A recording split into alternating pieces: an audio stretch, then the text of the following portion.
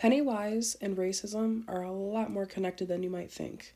Let's talk Welcome to Derry and Stephen King's universe as a whole. So, boom. Just to start off, I do want to say that I understand that there are problematic things about consistently placing African American people in your stories while giving them the magical black person effect.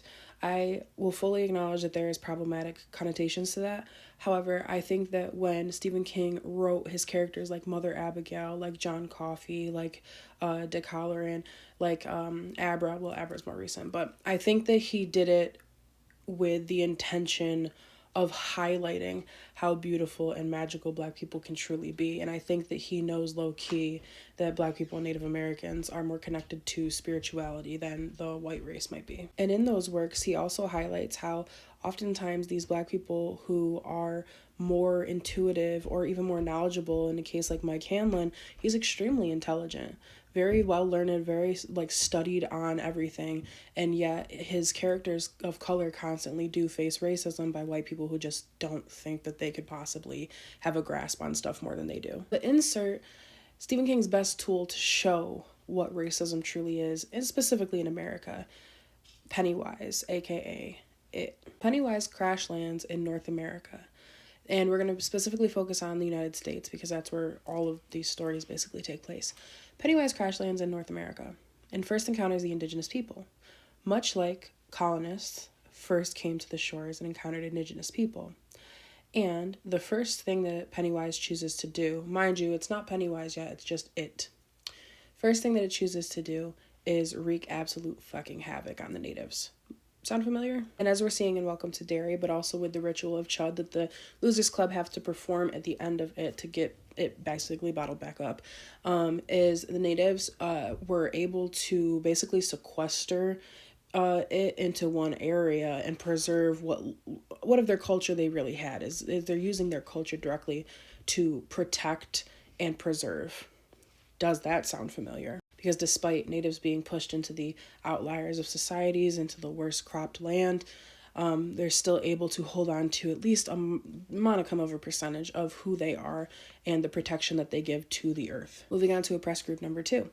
African American citizens in Derry are not treated the same as everybody else, much like the rest of the country. We are focusing on the 1950s of the Loser Club, where not only is it wreaking havoc on the mind and the culture of the town of Derry, but so isn't racism. We're seeing it with the black soldiers on the army base. We're seeing it with Mike Hanlon. We saw it with Rich in the series has experienced racism or racist remarks. Stan Uris's uncle Teddy experienced anti-Semitism. They're clearly not a woke city, which was, by the way, intentional in Stephen King's writing. I recently went to Bangor, Maine, and we went to the bridge in which Adrian, the gay character in It, was beat to death and pushed off the bridge. We went to the actual bridge where that actual hate crime happened, and Stephen King was so appalled that that would happen and disgusted at the homophobia that it actually helped him start to launch and advocate a lot of pro-gay coalitions and stuff and be a voice for the pro-gay movement. Stephen King is a very vocal gay supporter. He's very pro-women. He's very pro-queer. He's very pro-Native Americans and African Americans and even littler things like union. He's really a man for the people. Even if it's not in their face, it's always dwelling beneath the surface. Much like who? It, aka Pennywise. I actually think that having It live in the sewers under Derry is such a great metaphor for racism in America. It's this constant flow right under our feet that we either see or don't see. And specifically, it is able to reveal itself more fluidly to the kids because kids are more susceptible to creativity and intuition, and their fears are more easily exploited. However, with racism, kids often don't even realize it's happening. And they'll have questions as they grow older. Why did they look like that? Why did they say that word? What does this mean? How come this, and this? And it's up to the adults, aka the adults in Derry that act like nothing is happening, to either do the right thing and inform, do the right thing and see Pennywise, or ignore it and act like nothing is happening, which is what a lot of them do.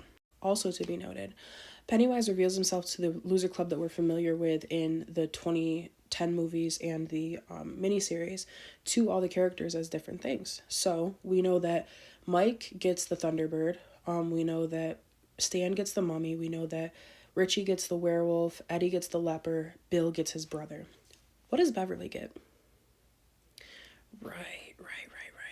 Beverly gets images of her father, who's abusive, and she grew up to deal with her husband that is abusive. Pennywise manifests itself to Beverly as the evil that men can be. Because also, hold my hand, Pennywise is a little trans too. You know what I mean? Pennywise, the entity, it, is female.